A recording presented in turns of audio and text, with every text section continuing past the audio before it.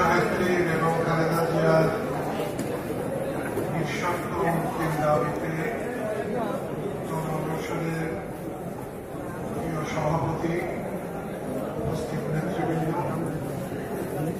সবাইকে অভিনন্দন জানাচ্ছি।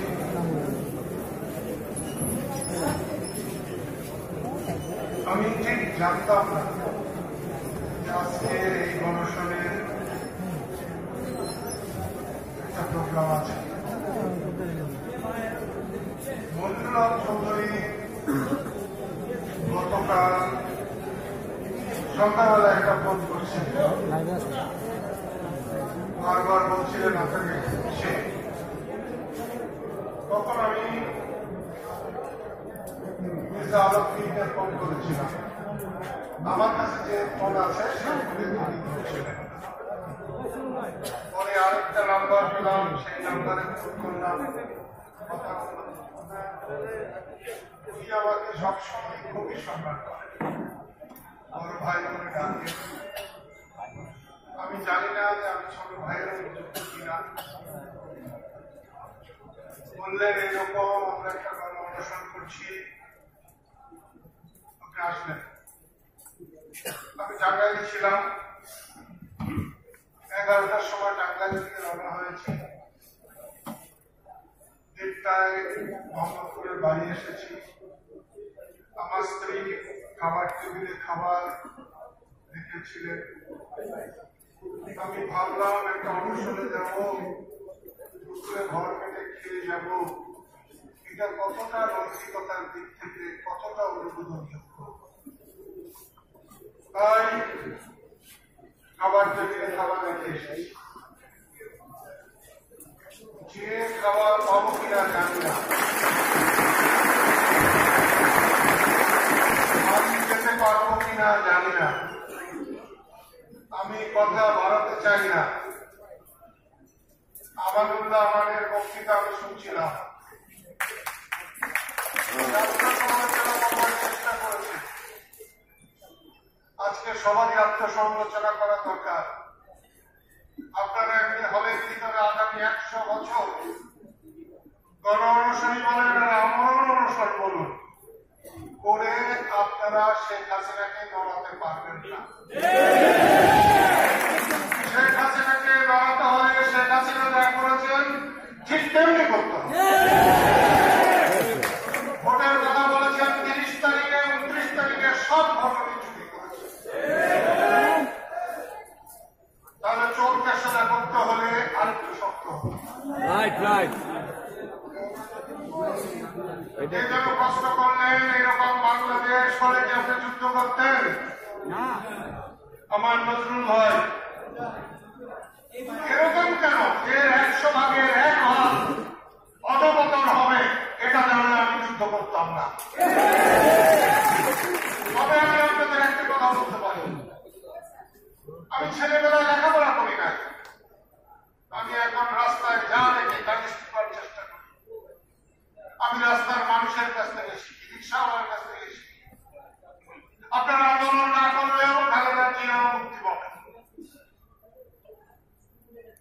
এই অবৈধ সরকারের কাছে আপনারা কোনো দাবি করতে পারেন না। যদি এই অবৈধ সরকারের কাছে দাবি করেন তাহলে আপনাদেরই পতন হবে, তাদের স্বীকৃতি দাও। এই সংসদ অবৈধ, এই সরকার অবৈধ, এটাকে এই সরকারের পতন পর্যন্ত তাদেরকে মনে রাখতে হবে। যদি তা রাখতে পারেন তাহলে বাংলাদেশের গণতন্ত্র প্রতিষ্ঠায় আপনারা সফলকাম হবে। আজকে গণতন্ত্র আর বেগম খালেদা জিয়া, ন্যায় বিচার আর খালেদা জিয়া এক হয়ে গেছে।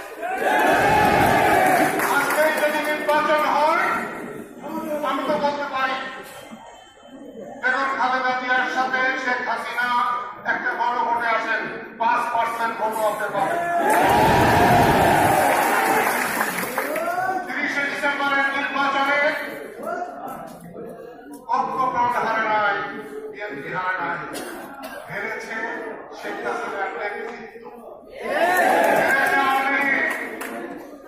নির্বাচনের পরের দিকে আমি বলেছিলাম ভবিষ্যতে আর কোনদিন আওয়ামী লীগ জনগণের নির্বাচনে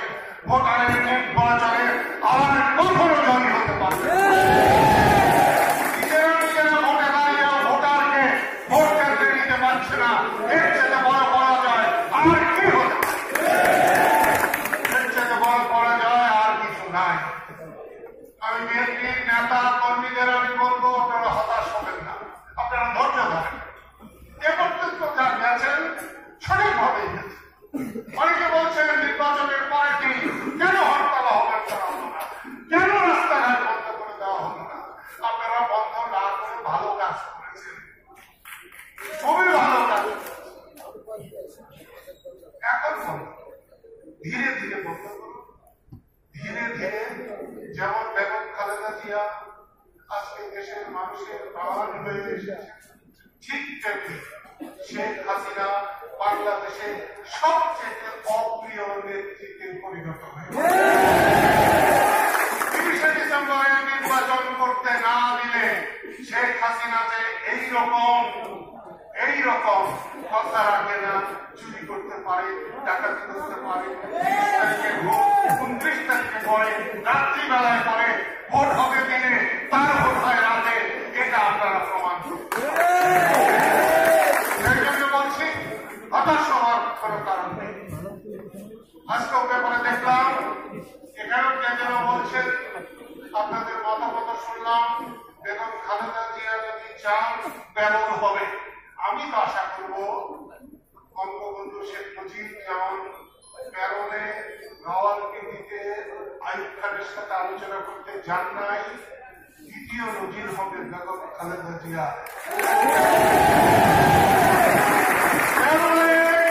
মুক্তি হবে বেগম খালেদা জিয়ার মৃত্যু গণতন্ত্রের মৃত্যু। সেই জন্য আপনাদের আমি বলবো, আপনাদের সাথে সম্মতি না, আপনাদের সাথে পায়ে পা মিলিয়ে, কাঁধে কাঁধ মিলিয়ে খালেদা জিয়া নয়, শুধু গণতন্ত্রের মুক্তি, মানুষের মুক্তি, এই দেশের স্বাধীনতার মুক্তির জন্য এখানে এসেছি। সংহতি প্রকাশ